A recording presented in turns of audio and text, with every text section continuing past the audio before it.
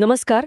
आज आपण एका अशा व्यक्तिमत्वाचा सखोल वेध घेणार आहोत ज्यांच्याबद्दल आपण खूप ऐकतो, पण अनेकदा फक्त एकाच पैलूतून, म्हणजे शौर्य. बरोबर.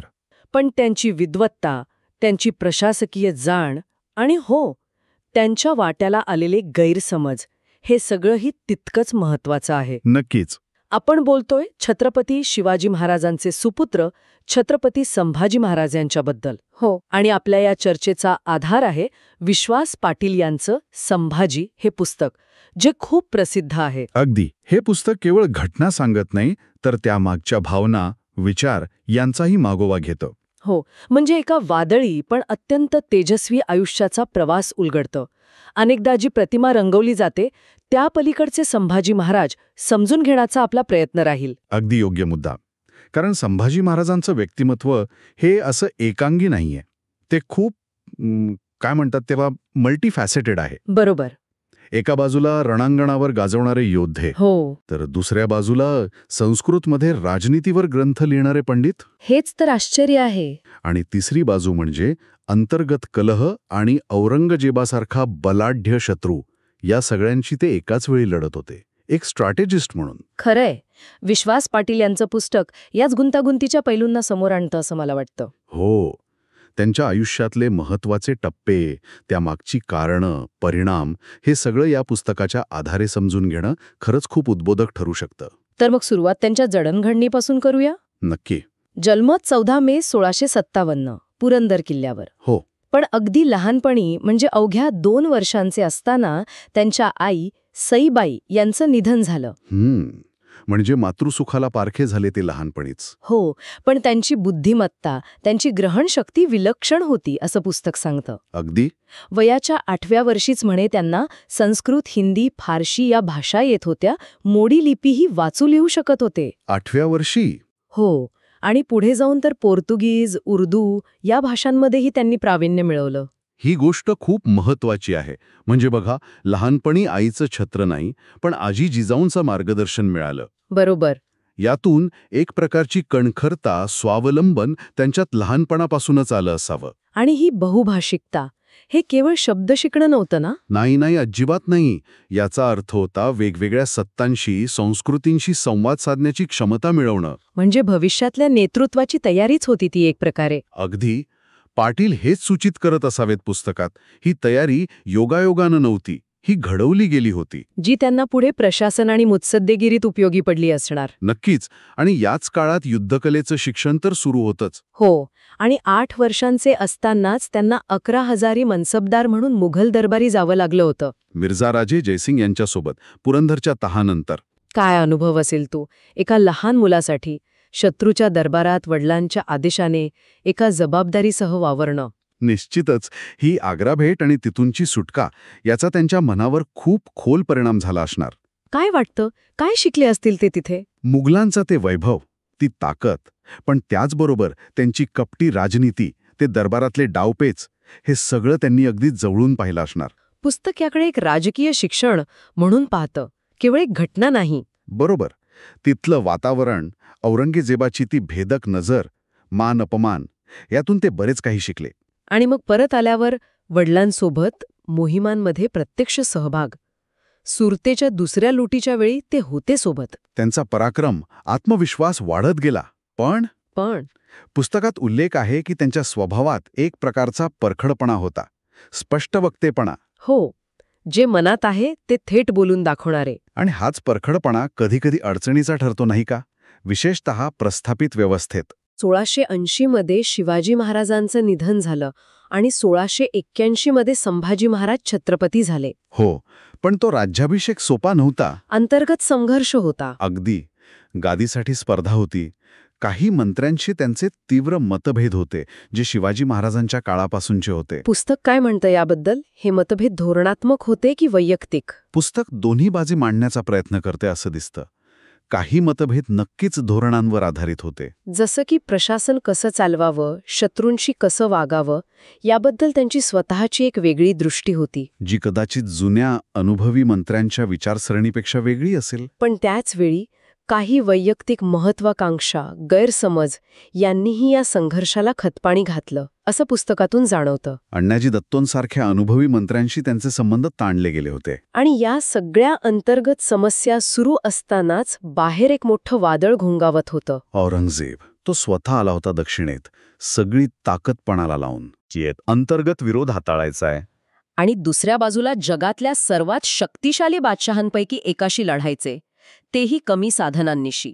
खरंच, या पार्श्वभूमीवर संभाजी महाराजांनी जी 9 वर्ष औरंगजेबाला झुंज दिली ती केवळ अद्भुतच म्हटली पाहिजे. त्यांची युद्धनीती खूप प्रभावी होती. पुस्तकात याबद्दल खूप चांगलं वर्णन आहे. हो, एक म्हणजे गनिमी कावा, ज्याला आपण गोरिल्ला वॉरफेअर म्हणतो. म्हणजे शत्रू जिथे कमजोर असेल, गाफील असेल, तिथे अचानक हल्ला करायचा, त्याचं नुकसान करायचं आणि परत डोंगरात, जंगलात नाहीसं व्हायचं. मुघल सैन्याला सवय सपाट मैदानावर लढायची.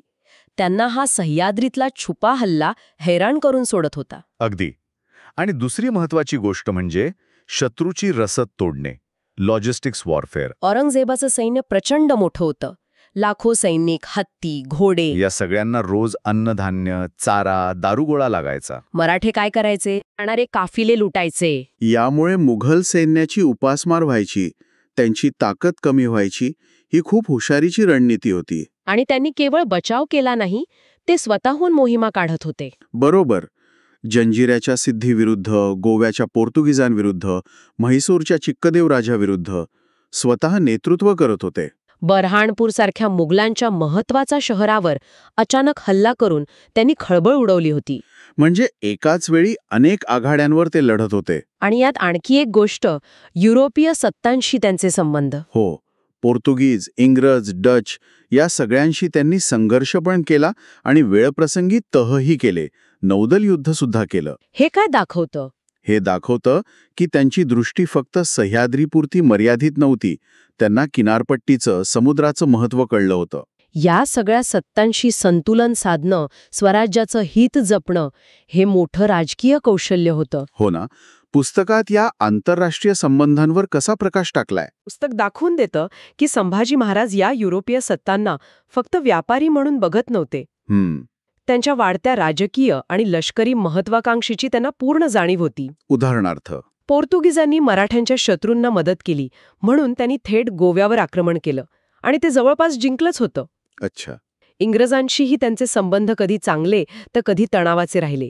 पण संदेश स्पष्ट होता, स्वराज्याच्या कारभारात ढवळाढवळ खपून घेतली जाणार नाही.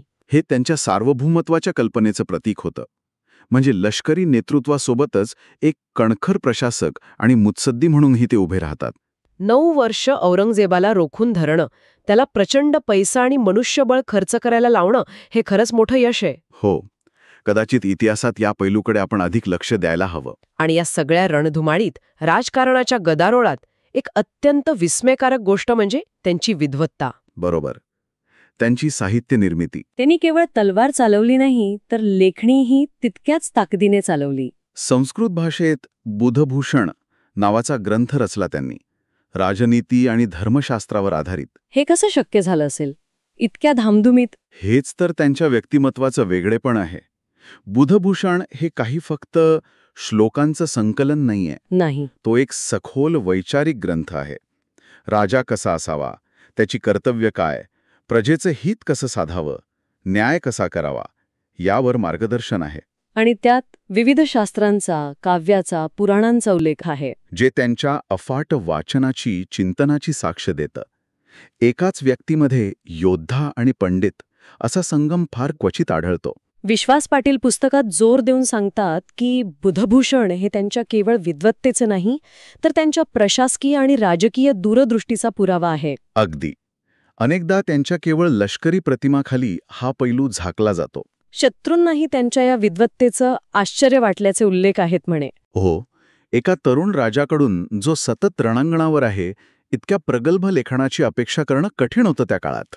आणि हे पुस्तक बुधभूषण त्या अनेक गैरसमजांना छेद देणारं महत्वाचं साधन ठरतं. बरोबर. जे गैरसमज त्यांच्याबद्दल पसरवले गेले होते की ते व्यसनी होते, राज्यकारभारात लक्ष देत नव्हते वगैरे. बुधभूषण सारखा ग्रंथ लिहिणारा राजा हा केवळ भोगविलासी असूच शकत नाही. उलट तो राज्याच्या नैतिक आणि प्रशासकीय पायाबद्दल किती गंभीरपणे विचार करत होता, हेच यातून दिसतं. पुस्तक या ग्रंथाच्या माध्यमातून संभाजी महाराजांची एक अधिक संतुलित आणि खरी प्रतिमा उभी करण्याचा प्रयत्न करतो. पण म्हणतात ना, नियतीच्या मनात काहीतरी वेगळंच असतं.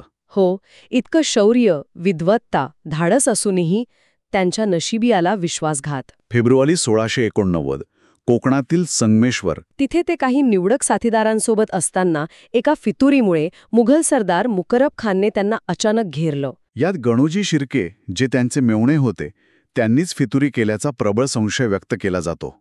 पुस्तकातही त्याचा उल्लेख आहे. ही घटना मराठा इतिहासाला मोठी कलाटणी देणारी ठरली. हो, संभाजी महाराजांना कैद करून अत्यंत मानहानिकारक अवस्थेत औरंगजेबासमोर आणण्यात आलं बहादूरगडला. आणि औरंगजेबाने अट घातली, मुसलमान धर्म स्वीकारा, जीवदान मिळेल, जहागिरी मिळेल, असं आमिष दाखवलं. पण संभाजी महाराजांचा स्वाभिमान, त्यांची धर्मनिष्ठा ती अभेद्य होती. पुस्तकात त्यांच्या त्या बाणेमार उत्तराचा उल्लेख आहे, जो अंगावर काटा आणतो. त्यांनी स्पष्ट सांगितलं औरंगजेबाला, तुमच्या अटी मला मान्य नाहीत, मी माझ्या धर्माचा त्याग करणार नाही. माझे डोळे काढलेत तरी मी तुमच्या तख्ताकडे पाहणार नाही, जीभ छाटली तरी तुमचा धर्म स्वीकारणार नाही. देहाचे तुकडे केलेत तरी मी हिंदू म्हणून मरेन. काय प्रचंड धैर्य! हा त्यांच्या आयुष्यातला परमोच्च क्षण होता. मृत्यू समोर असतानाही तत्वांशी, स्वधर्माशी, स्वराज्याच्या स्वप्नाशी त्यांनी दाखवलेली निष्ठा अद्वितीय. या नकारामुळे औरंगजेब संतापला असणार. हो, आणि त्याने संभाजी महाराजांचा अमानुष छळ करण्याचे आदेश दिले. त्या छळाचं वर्णन खरंच वाचवत नाही. डोळे काढण्यात आले. कवी कलश, त्यांचे मित्र आणि सल्लागार, त्यांची जीभ छाटण्यात आली. दोघांनाही अत्यंत क्रूरपणे वागवण्यात आलं. जवळपास 40 दिवस हा छळ सुरू होता. पण संभाजी महाराज आपल्या निश्चयापासून जराही ढळले नाहीत. अखेरीस 11 मार्च 1689 फाल्गुन अमावस्या, तुळापूर येथे भीमा आणि इंद्रायणीच्या संगमावर औरंगजेबाच्या आदेशाने त्यांची अत्यंत निर्घृणपणे हत्या करण्यात आली. औरंगजेबाला वाटलं असेल, आता संपलं सगळं, मराठ्यांचं कंबरडं मोडलं, स्वराज्य सहज जिंकता येईल. पण त्याचा हा अंदाज पूर्णपणे चुकला. झालं अगदी उलटं. बरोबर. संभाजी महाराजांच्या या हौतात्म्याने, त्यांच्या बलिदानाने संपूर्ण महाराष्ट्रात संतापाची एक प्रचंड लाट उसळली. जो मराठा समाज थोडा विखुरलेला होता, तो आता एका तीव्र भावनेने एकत्र आला. आता हा लढा फक्त राजाचा राहिला नाही, तो रयतेचा झाला, स्वराज्याचा झाला. त्यांच्या बलिदानाने एक नवी स्फूर्ती मिळाली, लढण्याची नवी जिद्द निर्माण झाली. संताजी घोरपडे, धनाजी जाधव यांसारख्या सेनानींनी मुघलांना अक्षरशः सळो की पळो करून सोडलं. छत्रपती राजाराम महाराज, महाराणी ताराबाई यांनी नेतृत्व पुढे चालू ठेवलं. संभाजी महाराजांनी 9 वर्ष जो लढा दिला, तो त्यांच्या मृत्यूनंतर पुढची 18 वर्ष अधिक तीव्रतेने लढला गेला. आणि अखेरीस औरंगजेबाला दख्खनमध्येच अपयशी होऊन परतावं लागलं. त्यांच्या बलिदानाने मराठा स्वातंत्र्याचा अग्नी विझला नाही, उलट अधिकच प्रज्वलित झाला. तर विश्वास पाटील यांचं संभाजी हे पुस्तक आपल्याला केवळ एका पराक्रमी योद्ध्याची कहाणी सांगत नाही, तर एका बहुआयामी, विद्वान, स्वाभिमानी आणि धर्मनिष्ठ राजाचं समग्र दर्शन घडवतं. अगदी. अनेकदा जे गैरसमज पसरवले जातात, त्या धुक्यातून त्यांचं खरं तेज, त्यांची उंची, त्यांचं बलिदान हे पुस्तक प्रभावीपणे समोर आणतं. त्यांनी दिलेला संदेश, स्वराज्य, स्वधर्म आणि स्वाभिमानासाठी जगा आणि प्रसंगी बलिदान द्या, आजही तितकाच प्रेरणादायी वाटतो. आणि या सगळ्या चर्चेनंतर एक प्रश्न मनात येतोच की इतिहास अनेकदा व्यक्तींना सोयीस्कर चौकटीत बसवतो. हा योद्धा, हा संत, हा राजकारणी. पण संभाजी महाराजांसारख्या व्यक्ती, ज्यांच्यात हे सगळे पैलू एकत्र आलेले दिसतात, त्यांचं मूल्यमापन करताना आपण खरंच त्यांच्या सगळ्या आयामांना न्याय देतो का? म्हणजे त्यांची विद्वत्ता, त्यांचे प्रशासकीय विचार, त्यांची साहित्यिक क्षमता, हो, यांना त्यांच्या लष्करी पराक्रमाच्या तुलनेत पुरेसं महत्त्व दिलं जातं का? की काही प्रतिमा इतक्या गडद होतात की त्या आडचे महत्त्वाचे पैलू झाकोळले जातात? हा विचार करण्यासारखा मुद्दा आहे नक्कीच. यावर अधिक विचार व्हायला हवा.